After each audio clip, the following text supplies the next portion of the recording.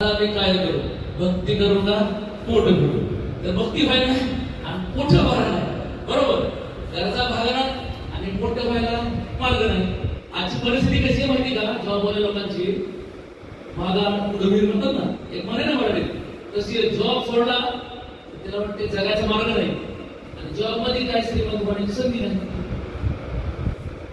नोकरी वाले वाट पडते अशीच आहे का परिस्थिती? जॉब सोडला तर घर खर्च, मुलाचं शिक्षण किंवा भाडं भरायचा प्रॉब्लेम होईल, बरोबर. आणि जॉब करत राहिलं तर असं वाटत नाही की जी मोटरसायकल मागच्या 15 वर्षापासून वापरतोय तिचा एक्सपायरी डेट झाली आहे गव्हर्नमेंटच्या ताब्यात, पण तरी सुद्धा पुढे तिला वापरतं. कशामुळं? तेवढं. आणि सगळ्या गोष्टीचं कारण देऊ शकतो माणूस, पण पैशाचं सोन आणता येतं का?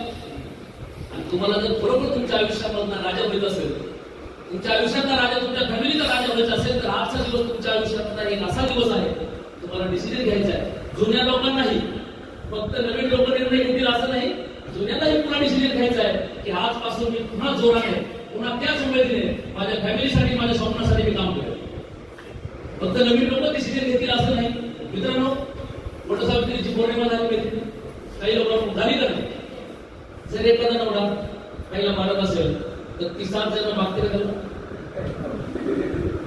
ती पण ओढायला जाते की नाही? कसं काय जात?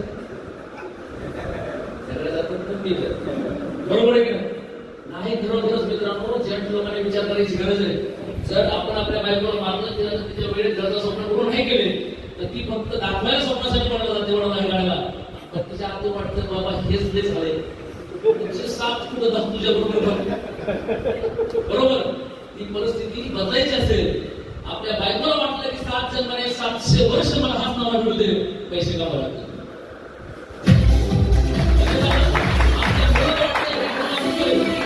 पप्पा हाच बाप आम्हाला पुढचे 7 जन्म मिळू द्या, 70 जन्म मिळू द्या, तर पैसे कमवावे लागतील. आणि आपल्या आईवडिलांना असं वाटलं पाहिजे की पुत्र भावा ऐसा पिता ज्याचा तिन्ही लोकी छेडा, असं एकच बाळ जन्मलंय, पण त्या बाळाने माझं नाव जगभरात केलंय.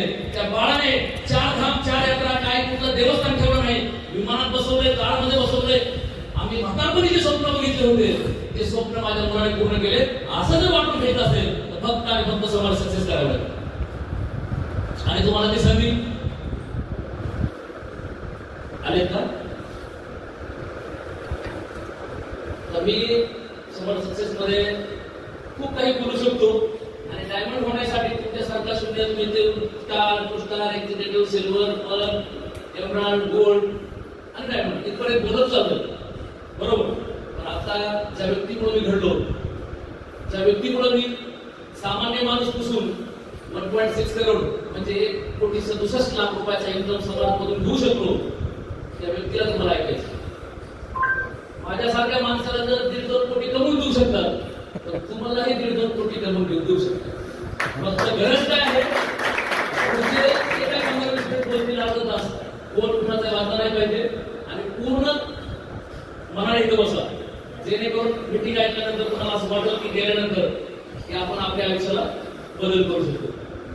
तुम्हाला असं वाटतं ना आपण समाजमध्ये काम करू शकतो? मित्रांनो, एक छोटा चित्तूर सांगतो की मी समाजमध्ये आल्यानंतर मला खूप साऱ्या लोकांनी निगेटिव्ह केलं. तुम्हाला पण